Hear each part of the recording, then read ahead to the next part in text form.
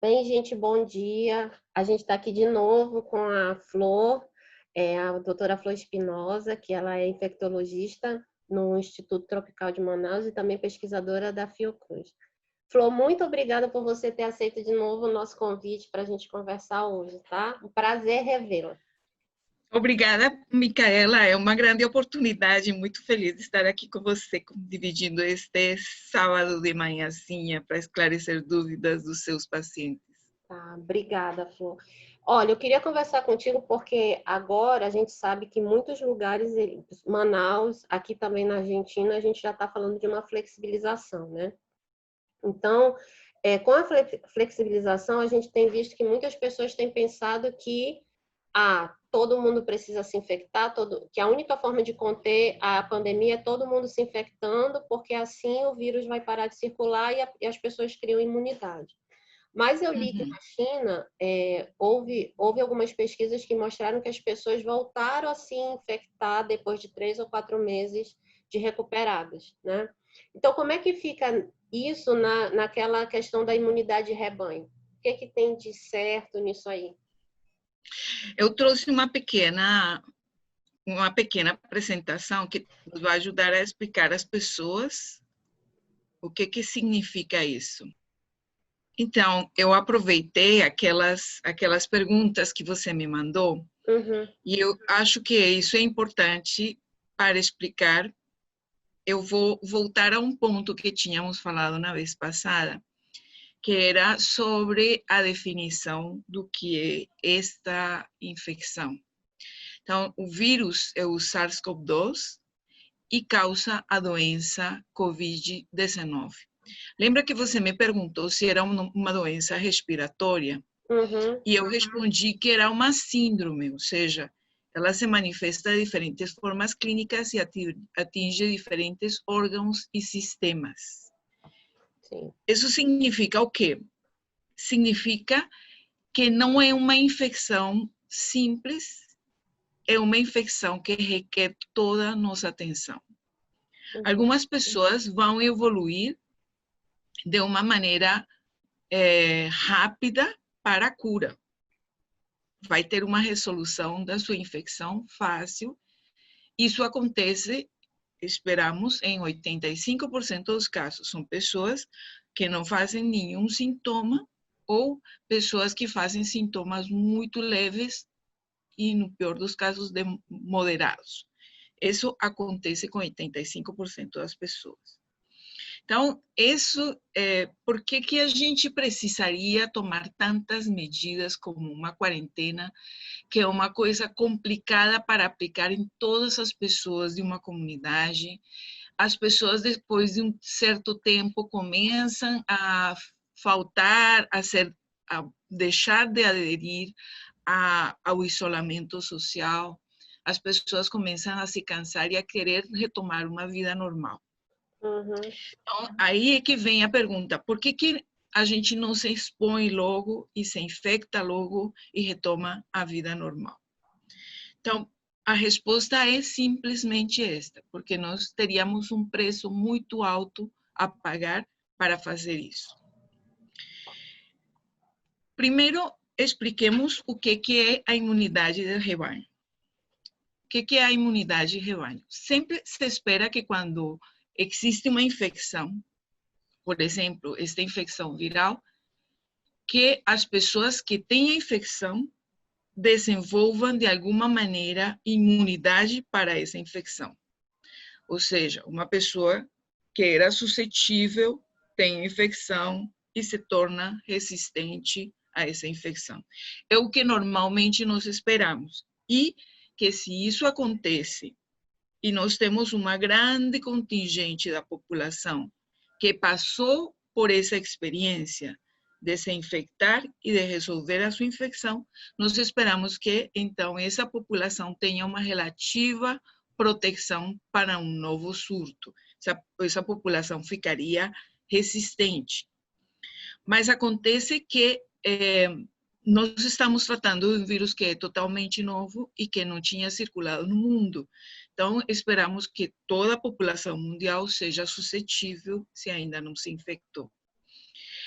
Mas essa susceptibilidade, ela não é homogênea, ela é diferente.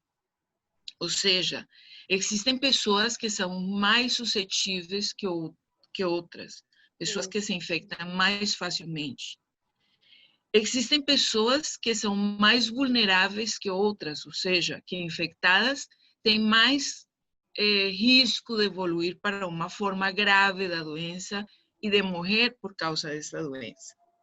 Então, e tem pessoas que elas podem se infectar e elas podem adoecer ou não, mas a característica dessas pessoas é ser uma boa multiplicadora da infecção.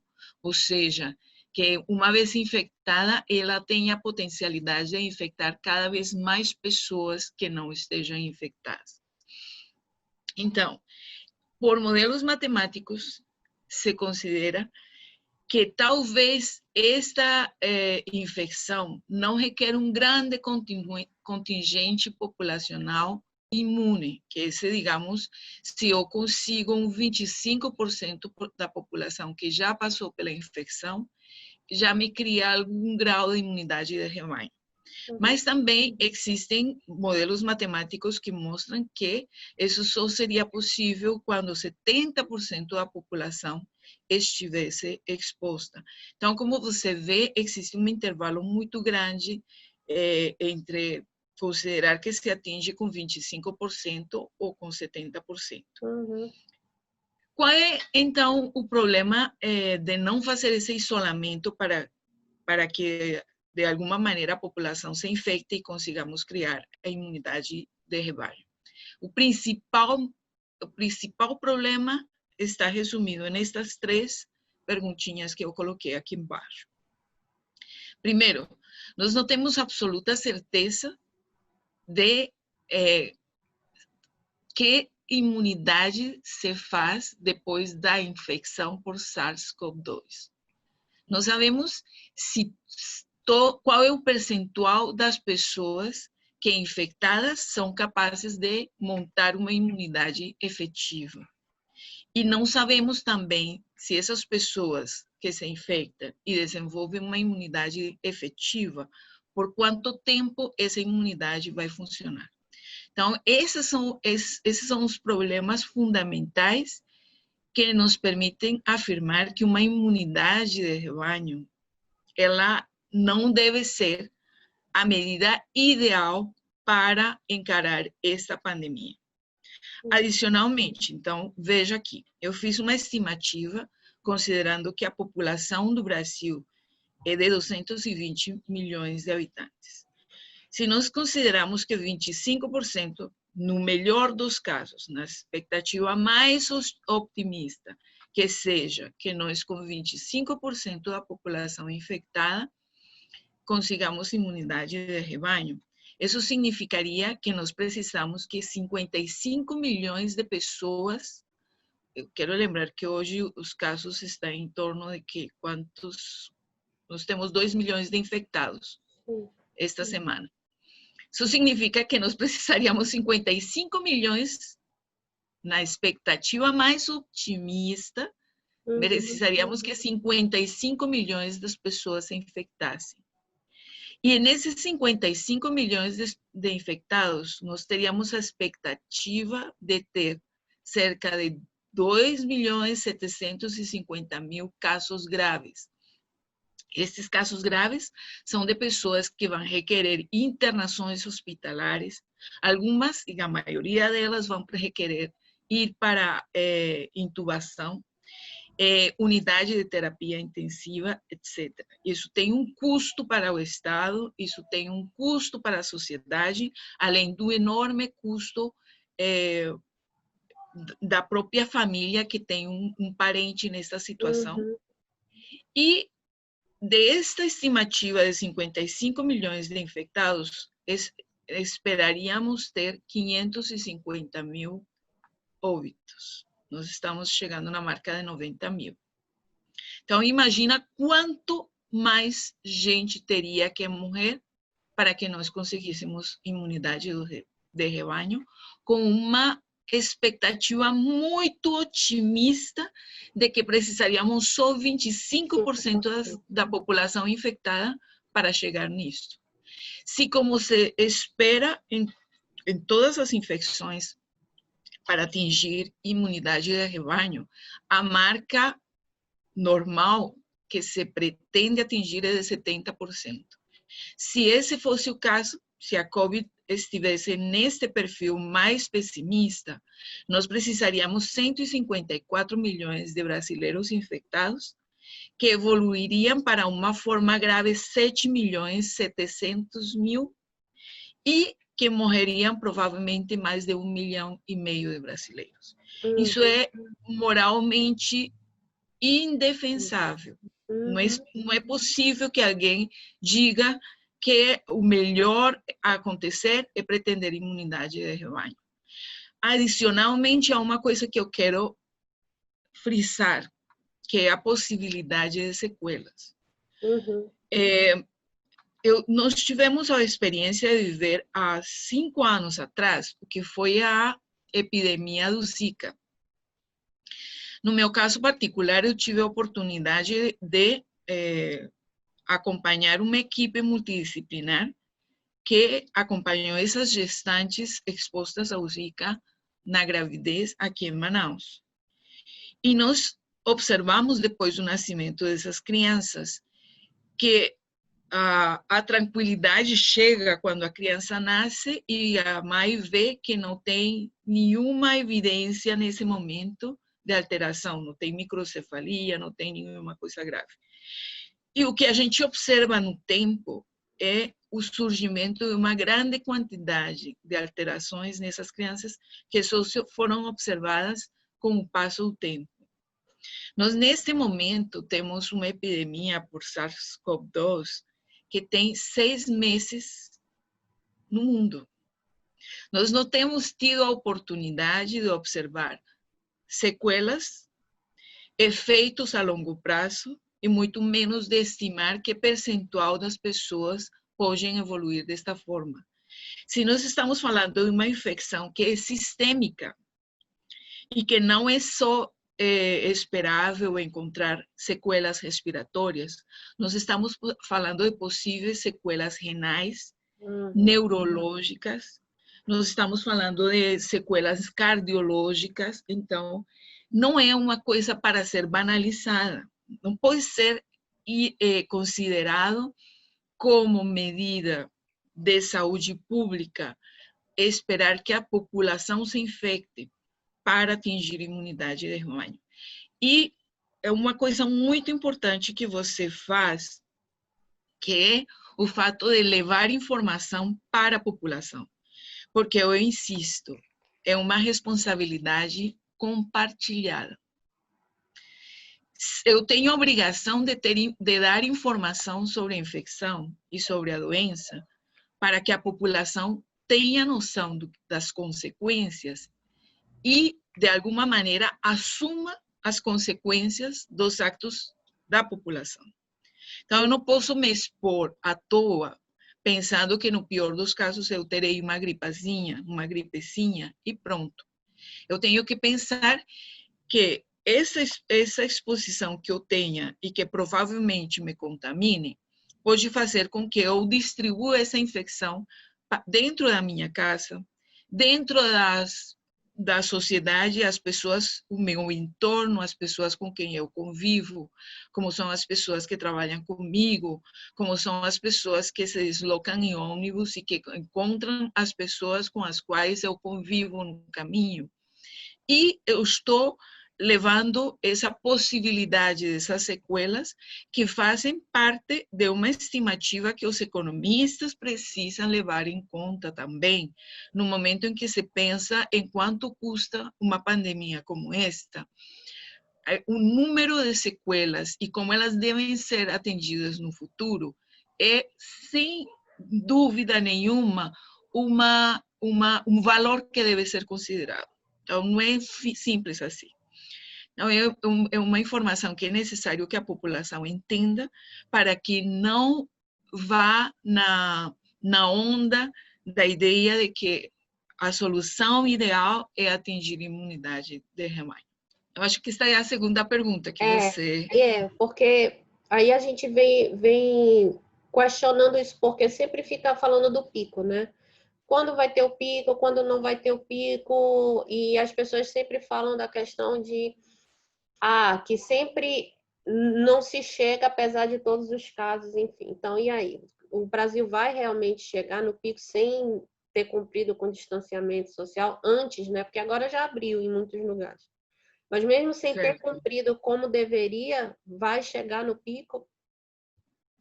Bom, então, aqui é importante entender como se calcula o pico, certo? Uhum. E o que é o pico? O pico seria o ponto máximo do número de casos a serem atingidos, né?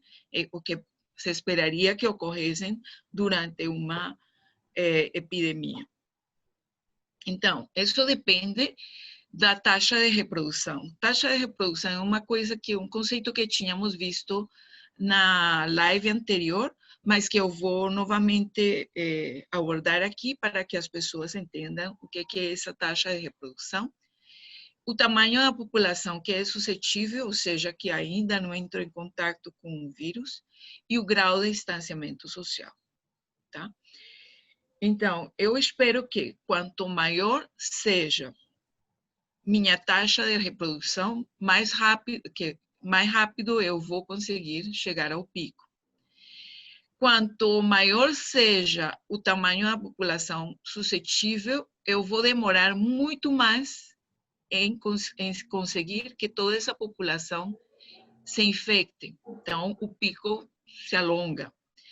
E o grau de distanciamento social já é um fator que joga contra. Quanto maior seja o distanciamento social, quanto mais as pessoas se adequem e adiram à quarentena, é menor o distanciamento social e então também vai diminuir a possibilidade de se atingir esse pico. E talvez, se a gente consegue, quando a gente consegue que é um percentual tão alto como 90% da população faça distanciamento social, a ideia é que nunca se chega ao pico. E é o que se deve perseguir. Porque se eu tenho um grande distanciamento social, o que acontece? Que o vírus não tem como circular e ele se esgota por si mesmo. Essa é a medida ideal. Se há uma maneira de combater o vírus, e a maneira mais eficaz é justamente o distanciamento social, que faz com que o vírus se esgote onde quer que ele esteja, né? Porque há menos população circulando. Então, esta é a taxa de reprodução. O bonequinho escuro representa uma pessoa que está com infecção. E os bonequinhos claros representam pessoas que não estão infectadas, certo? Então, a taxa de reprodução depende de quantas pessoas este bonequinho cheio, infectado, é capaz de me infectar. Se esse bonequinho me infecta mais de uma, ou seja, se ele é capaz de pelo menos infectar 2 pessoas, eu sempre vou ter um número cada vez maior de pessoas infectadas e mais rápido eu vou chegar ao pico. Uhum. Se este bonequinho infectado me infecta máximo uma pessoa suscetível, ou seja, se por cada um eu tenho mais um, o número de infectados vai tender a manter-se constante. Claro, como a infecção dura pelo menos 14 dias oficialmente, eu vou ter simultaneamente muitas pessoas, o que vai fazer com que o número esteja crescendo. Mas, se essa taxa de reprodução se mantém em 1, posteriormente a tendência vai ser a manter-se constante. Mas, se eu consigo com que um infectado me infecte menos de uma pessoa, ou seja, esta figura representa 2 pessoas infectadas que no máximo conseguiram infectar mais uma entre as 2. Entre os 2 infectados, infectaram somente uma. Isso significa que a taxa de reprodução, neste caso, foi menor que 1 e isso significa que a tendência é desaparecer. Então, o que nós precisamos é que a taxa de reprodução seja sempre inferior a 1. Isso para quê? Para evitar chegarmos ao pico. Então, a pergunta é basicamente, volto à pergunta que você fez, se realmente vamos chegar ao pico da pandemia. O pico da pandemia, então, seria representado pelo momento em que tivemos mais casos, né?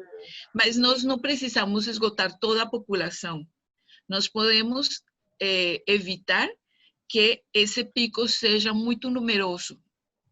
E nós evitamos que esse pico seja muito numeroso, mantendo a quarentena e isolando, diagnosticando as pessoas que estão infectadas. Muito importante isso, diagnosticando as pessoas que estão infectadas, isolando as pessoas que estão infectadas e diminuindo a quantidade de pessoas suscetíveis circulando. Com isso, nós conseguimos chegar a um pico que seja um pico decente, que não tenha uma grande quantidade de pessoas vítimas desta doença. Então, este painel foi da FDS e ele mostra como está a situação de Manaus do dia 16, ou seja, 48 horas atrás. Em total, nesse momento, 88 mil pessoas no estado do Amazonas. Você imagina que o estado do Amazonas tem 4 milhões de habitantes, né? Nós temos 88 mil pessoas que foram confirmadas como casos, né? Esses 88 mil confirmados como casos, eles devem representar mais ou menos um 10%, ou no melhor dos casos, né? Das pessoas que realmente se infectaram. Isso significa que nós ainda estaríamos longe de atingir uma grande população infectada, né? E nós, nesses 88 mil pessoas infectadas, nós tivemos um total de 3.094 óbitos. 1.094 óbitos, com uma letalidade estimada de 3,5%. Se esta letalidade é tão alta, 3,5%, e nós tínhamos falado que mais ou menos a mortalidade estava em torno de 1%, isso significa que essa concentração faz pensar que esse número de confirmados seja pelo menos uns 3 ou 4 vezes maior, né? São pessoas, ou seja, que nós estamos diagnosticando mais ou menos 25% dos casos que realmente aconteceram, né? Mais ou menos isso. Agora, tá, depois eu quero só, porque eu quero, nessa questão aí que tu falaste, porque tem muita gente que agora, com a diminuição de casos, algumas pessoas aí em Manaus falam, agora está no verão, no nosso verão, então a Covid não sobrevive no calor, e aí muitas pessoas estão tendo sintomas leves e também não estão procurando o sistema de saúde. Tu acha que isso também pode estar acontecendo? Eu acho que nós estamos entrando, é verdade, veja só, aqui este gráfico que também é da FBS, ele mostra as semanas epidemiológicas desde o momento em que foi diagnosticado o primeiro caso, na semana 11 deste ano, que foi em março, né? Sim. E você observa que nós atingimos o pico, nosso pico foi na semana 22, que foi na última semana de maio, né? E estamos progressivamente caindo, excetuando uma semana atrás que tivemos um número de infectados maior que nos das 5 semanas precedentes. Mas mesmo assim, e que provavelmente reflete a abertura que houve em comércio, em escolas privadas, enfim. Este último gráfico mostra o que foi esta semana, claro, não fechada, mas que mostra que realmente íamos em diminuição. que reflete isso? Sim. Significa que aqui está o efeito desse número, deve ser a consequência de a grande quantidade de pessoas circulando que se infectaram, né? E que, portanto, já não estão mais fazendo o vírus circular, ou seja, que estariam em relativa imunidade, mas também reflete a quantidade de pessoas que ainda estão isoladas. Se a gente levantasse, nesse momento, todas as medidas de isolamento, aquelas pessoas que deixaram de circular vão entrar em contato com pessoas que ainda têm o vírus e vamos ter uma explosão dos casos. Esse em primeiro lugar. Em segundo lugar, essa diminuição nos números nos está dando uma falsa sensação de segurança.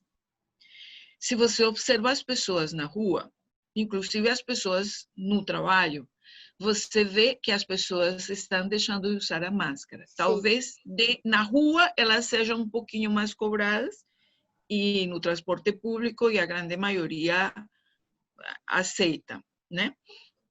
Mas se você vê as pessoas andando na rua, é cada vez mais frequente ver que as pessoas estão ou com a máscara na mão, ou com a máscara no queixo, ou com a máscara pendurada em uma orelha, comem e levantam a máscara e comem, ou simplesmente quando chegam num espaço fechado, deixam de usar a máscara, pensando, bom, aqui só encontro com as pessoas com quem já convivo, então, teoricamente, nós estamos como se estivéssemos em família, né?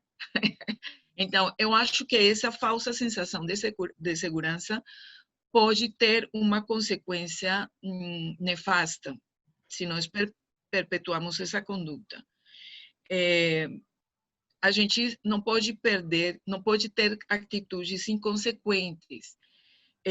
Nós estamos lidando também com o início da abertura nas escolas.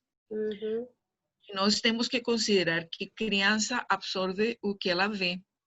Então, se a criança vê que os adultos estão usando a máscara e que estão levando a sério a higienização das mãos e que estão levando a sério a distância entre pessoas, elas vão tender a reproduzir essas atitudes.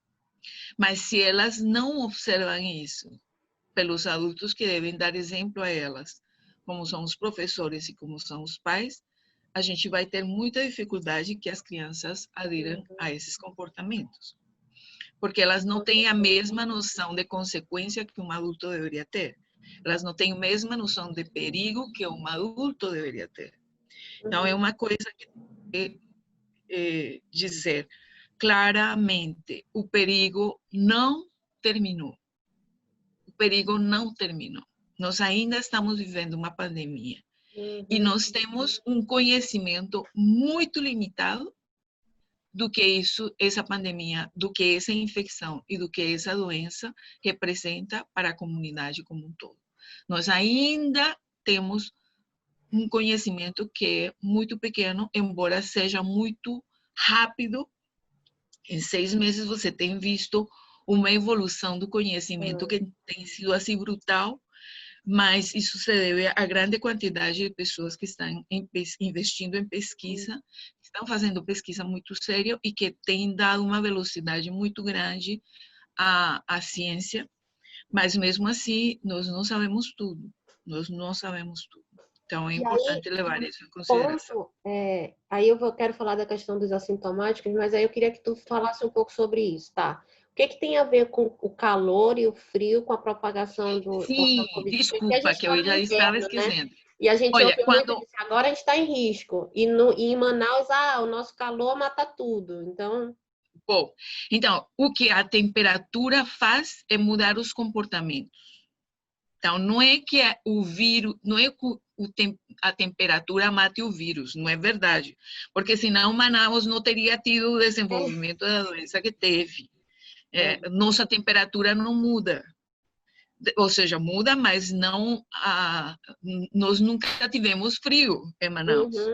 sempre tivemos temperaturas muito elevadas.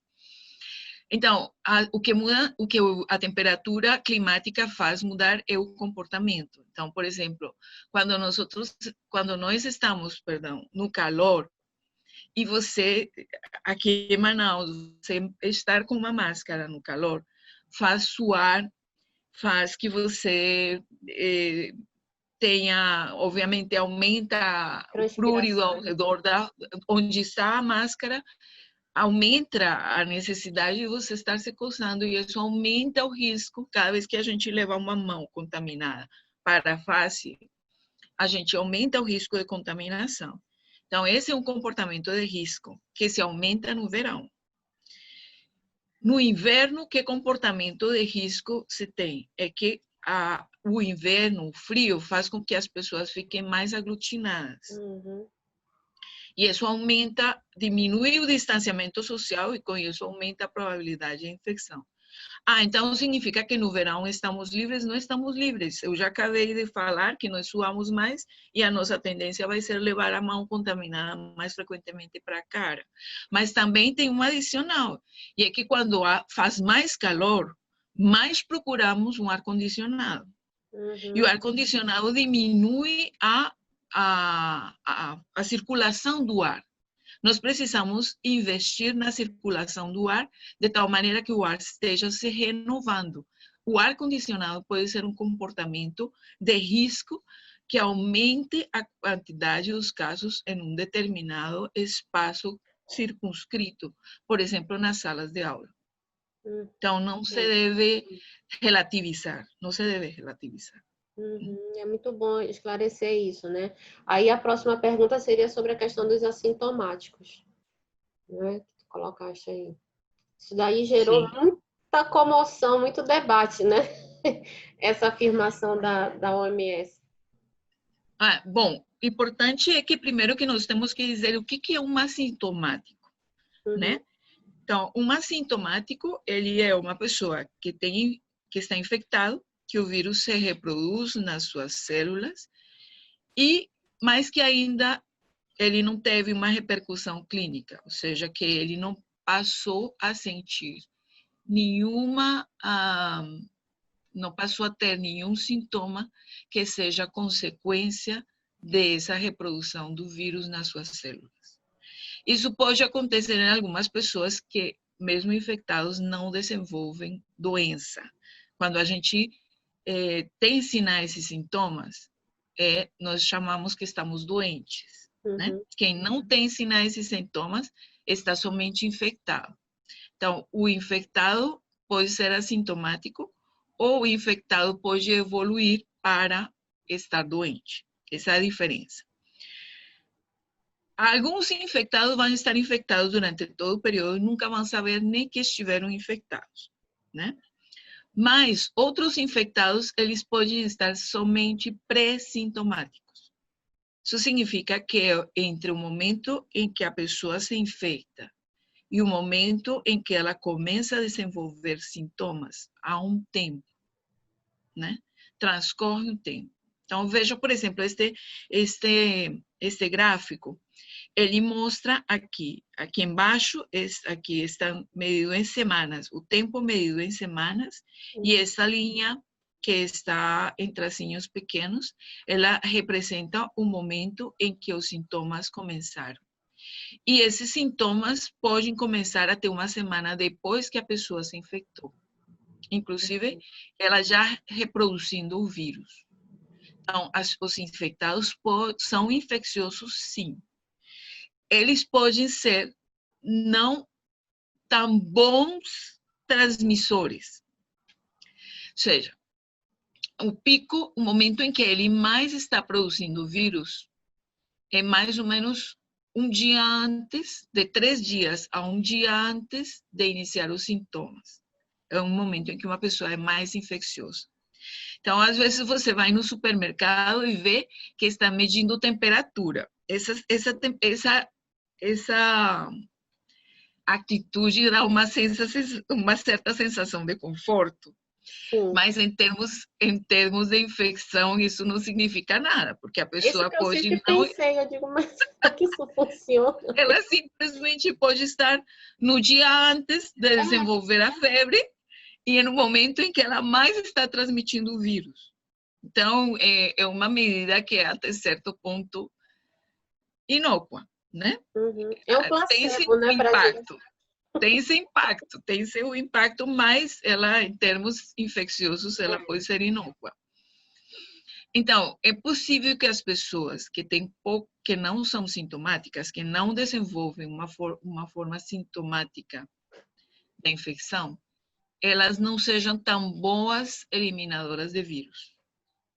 Mas isso não significa que elas não possam transmitir. Elas podem não ser tão boas reprodutoras. Quando a gente viu a taxa de transmissão, que você Uhum, precisa transmitir para mais de uma pessoa para manter a infecção na comunidade, elas podem ser que não sejam tão eficientes assim. uhum, Então, que do ponto de vista do problema de número de casos, talvez elas sejam responsáveis por um menor percentual de número de casos circulando, mas não significa que seja impossível que elas transmitam. uhum. E não se pode esquecer que no período sintomático elas transmitem e muito, né? É. E é Eu por acho isso que que você tem que ter a questão do distanciamento e todas as medidas de exatamente proteção, né? isso. Então, Você não sabe. ela seria um bom caso de esse infectado que reproduza menos de um suscetível, Uhum, que daria uma taxa de reprodução menor que um. uhum, Mas eles, ou seja, não se sabe qual é o percentual de responsabilidade na transmissão que cabe aos assintomáticos, mas não é correto afirmar que eles não transmitem e que não representem risco. uhum. É, porque isso, eu vejo que isso gera também uma ideia, como tu falaste, de uma segurança, né? Enquanto eu não Sim. apresento sintomas, mas eu não sei se eu vou apresentar sintomas ou não. Ah, na verdade, eu nem sei quando eu estou infectada. A não Eu não ser sei que, quando me infectei. a Exato. não ser que eu comece a apresentar sintomas, mas se eu estou assintomática, eu ainda sou um risco para quem está Uhum. ao meu Sim. lado, né? Sim. Infelizmente, nós precisamos ter essa noção, porque nesse momento em que nós estamos, nós precisamos de uma grande vigilância. A vigilância, ela consiste em estar monitorando o número de casos e consiste também na possibilidade de fazer testagem em massa. Uhum, Infelizmente, nós temos esse fator limitante. O Brasil não privilegiou a testagem em massa. Então, porque é mais fácil você se prevenir do que você agir sobre os que já estão infectados. uhum, Então, era muito mais fácil você tentar identificar os infectados e isolá-los e evitar que eles propagassem mais a infecção. E isso só se consegue com testagem em massa, com muita busca ativa e com isolamento daqueles que fossem diagnosticados. uhum, sim. É que eu vejo, Flor, a gente falou isso na última vez que a gente conversou, né? Que tem uma segunda pandemia vai junto, que é a dos transtornos mentais. Tanto que uma parte da psicologia, da psiquiatria, também há muitos estudos em relação a isso. Então, eu vejo que o que também leva as pessoas a acharem que já passou, que já não tem risco, é muito esse desejo de voltar à normalidade, retomar a vida. Então, entram num estado de negação e de dizer: não, isso daqui já está bem, já está seguro, quem tiver que se infectar vai se infectar. Eu já escutei: quem É, tiver que morrer vai morrer, mas eu preciso retomar a minha vida. É uma necessidade, né? Até desesperadora de sair disso tudo. E aí sim, não estão medindo as consequências, porque se nega uma realidade angustiante, então não sofre, né? Porque acaba sendo um sofrimento não poder trabalhar como antes, não poder ver os amigos, a família, estar todo tempo em casa, com uma ameaça constante ali que você não sabe o que é.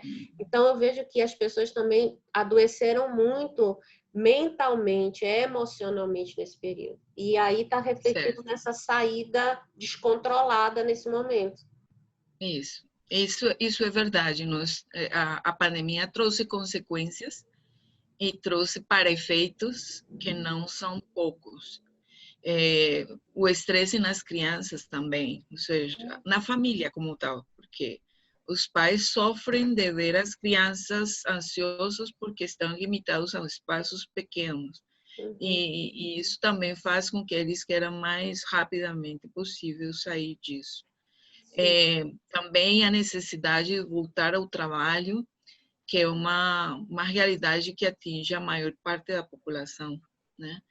Então, é muito difícil lidar com todos esses aspectos tão dinâmicos, que têm tanta incidência sobre a própria dinâmica da infecção, mas é para isso que pessoas como vocês existem, né?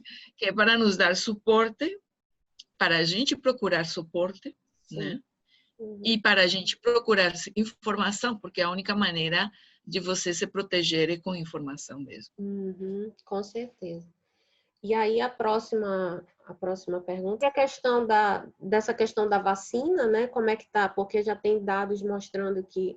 Queria saber de ti essa questão da vacina. Por exemplo, a gente ouve falar de ter uma vacina na Rússia, tem uma vacina no Brasil, aqui na Argentina também. Em todos os lugares estão pesquisando, né? Então, como é que está realmente o avanço em relação a isso? E uma pergunta que eu quero te fazer, porque eu escuto algumas pessoas perguntando, é assim, que o coronavírus é um vírus que muta muito rápido e que ele se apresentou de formas distintas em vários lugares. Então, se uma vacina que se consegue na Rússia vai funcionar no Brasil, vai funcionar na Argentina, ou cada país tem que ter a sua própria vacina?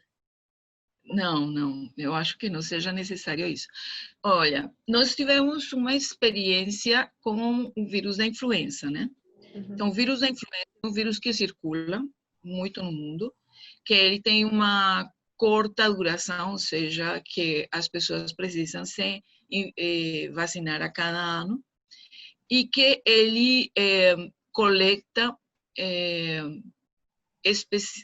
digamos, amostras virais que circularam no ano precedente, evitando com que, ou seja, fazendo com que a vacina que se fabrica seja a mais apropriada com aquele vírus, aquela cepa de vírus que circulou mais recentemente. Então, esse tipo de preocupação não deveria existir, de se uma vacina daqui vai funcionar em outro lugar, vai, com certeza. Existem várias, ou seja, o que estamos falando agora de em 6 meses a humanidade ter trabalhado tanto em pesquisa, tem como resultado sim, o surgimento de muitas vacinas que neste momento estão em avançados testes. Quando uma vacina é produzida, ela pode ter várias funções. Uma pode ser evitar que as pessoas se infectem. Outra pode ser evitar que as pessoas infectadas façam formas graves da infecção. Então, esse tipo de variedade de vacinas podem existir. Outra coisa importante de saber em relação às vacinas é que elas, bom, então, quando se fabrica uma vacina, ela precisa passar por uma série de testes. Precisa primeiro ser demonstrado que ela não produz dano, e isso é aplicado em uma série de voluntários, né? Depois você precisa ver se ela definitivamente tem efetividade, ou seja, se ela é capaz de fazer o que promete, que é evitar que as pessoas se infectem. Ou seja, se ela é capaz de induzir imunidade na pessoa vacinada. Então, toda essa série de testes, elas se compõem cada vez de fases que atingem um maior número de pessoas. Então, tem várias vacinas, vários modelos de vacina que neste momento estão em andamento e que já estão sendo aplicadas em seres humanos para observar se elas são capazes de desenvolver imunidade ou não. Então, a possibilidade de se ter uma vacina é real e provavelmente em um curto período de tempo.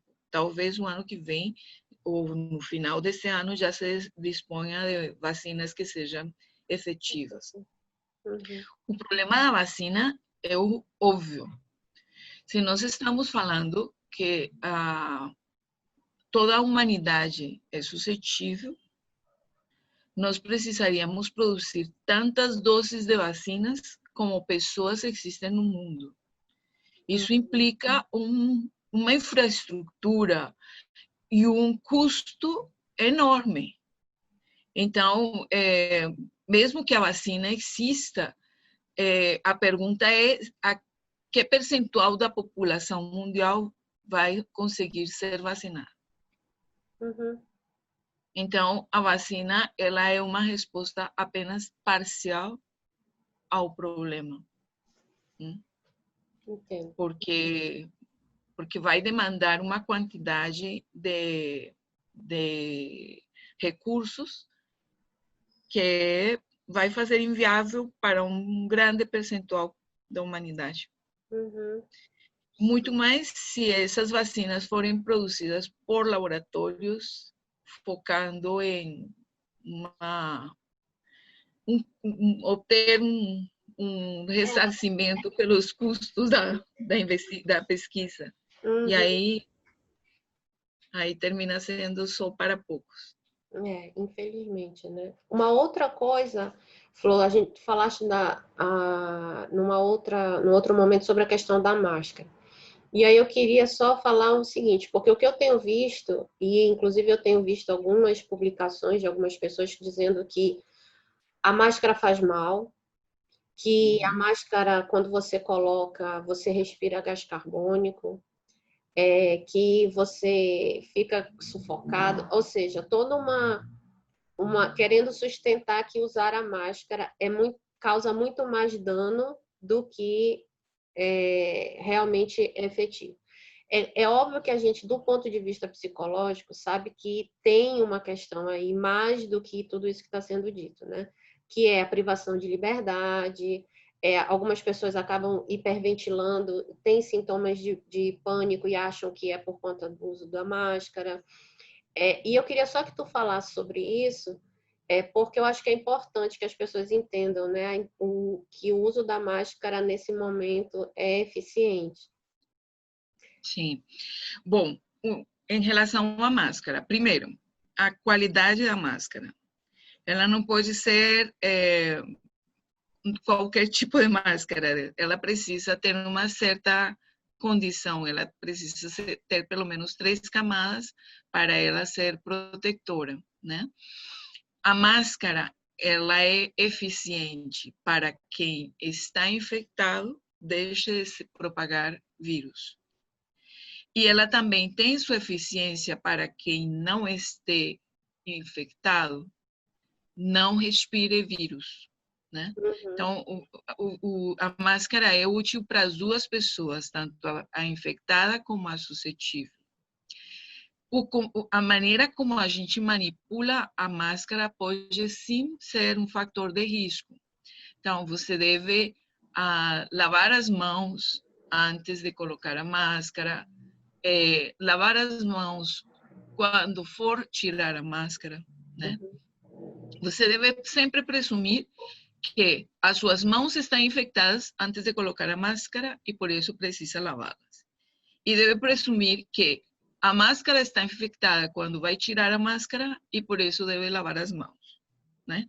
Então, sempre se deve pensar que as duas coisas podem estar infectadas. Então, isso aumenta a necessidade de fazer a higiene de mãos. Em relação a essas, infelizmente, nós estamos vivendo num momento da humanidade em que a informação circula de maneira muito rápida. E isso é bom quando a informação é de boa qualidade, mas é muito ruim quando não é de boa qualidade Isso. e sobretudo, quando chega a ouvidos que ouvem o que querem ouvir. Então, se eu não quero usar máscara, eu vou ter tendência a acreditar que as notícias dizendo que a máscara não serve Uhum. são as notícias que eu vou preferir acreditar. Sim. Então, a máscara, ela precisa sim ser usada. Ela pode ter uma dosagem de responsabilidade na diminuição dos casos importante, né? Ou seja, que é uma medida que é efetiva não só para a pessoa, mas para a população. Uhum.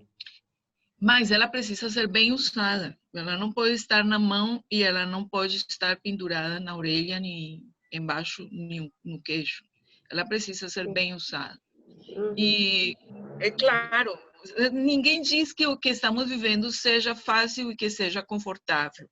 E que a gente não quer que Ninguém, acabe, né? mas a gente precisa ter noção de consequência. Então, se Com as certeza. minhas atitudes vão me colocar em risco, ou vão colocar em risco uma pessoa que eu amo, mesmo que me Uhum. incomode, eu preciso aderir àquelas atitudes. Com certeza. Então, que orientações tu achas que são necessárias que tu poderias dar assim de maneira resumida para as pessoas agora? Assim, nesse atual cenário, o que tu poderias dizer que é necessário que as pessoas façam? Tá. Então, a primeira recomendação é não pense que o perigo já passou. Uhum. Mesmo que você esteja numa cidade que está em fase de relaxamento, que tenha abertura do comércio, que tenha abertura das escolas, que as pessoas estejam no transporte público. Não pense que é porque o perigo já passou, porque Sim. o perigo ainda está aí. Isso é importante porque na medida em que eu sei que o vírus está circulando, eu tomo atitudes para me proteger do vírus. Isso significa que na rua eu devo estar usando meu álcool em gel nas mãos, eu devo estar de máscara na rua. No meu trabalho, se eu estou em um recinto fechado, em que eu tenho a possibilidade de me cruzar com outra pessoa, eu não posso andar sem máscara. Uhum. Mesmo que as outras pessoas estejam sem máscara, não se sinta constrangido de usar sua máscara. Continue usando sua máscara. Se estiver num período muito prolongado de tempo na rua, tenha a possibilidade de trocar sua máscara. Leve uma sacolinha plástica, coloque a máscara suja dentro da sacolinha plástica e coloque sua máscara limpa previamente haver lavado suas mãos, né? Então, não baixar a guarda. E não se esqueçam que nós somos o exemplo para os nossos filhos. Então, se nós não podemos cobrar que eles usem máscara ou que se protejam se nós não fazemos a mesma coisa. Então, Uhum. é necessário que a gente em casa esteja lembrando para lavar as mãos, esteja lembrando as crianças sobre a necessidade de, se sair, não tocar ou tocar o mínimo possível o elevador, o brinquedo lá fora, no serviço, no transporte público, precisa considerar que qualquer lugar é um lugar que pode estar contaminado, então precisa estar colocando o álcool em gel frequentemente. Então, a mensagem é essa. Nós estamos passando para uma outra etapa, mas não significa que o perigo passou. Não Sim. significa que nós não tenhamos que, no futuro, talvez voltar a entrar em quarentena. Então, na medida em que nós adotemos situações, comportamentos que diminuam o risco da população, nós estamos também evitando que a necessidade de uma nova quarentena estrita. Uhum. Sim. Mas, se ela chegar a ser determinada, o que nós precisamos é aderir o mais fácil, o mais rapidamente possível. Porque, veja, quando se precisa de isolamento, quanto mais intenso seja esse isolamento, mais rápido a gente sai do isolamento. Se nós tivéssemos tido uma adesão a isolamento superior a 70%, 80%, nós já estaríamos em outro patamar. Infelizmente, essa noção como que não chega à população, entendeu? É necessário que as pessoas entendam.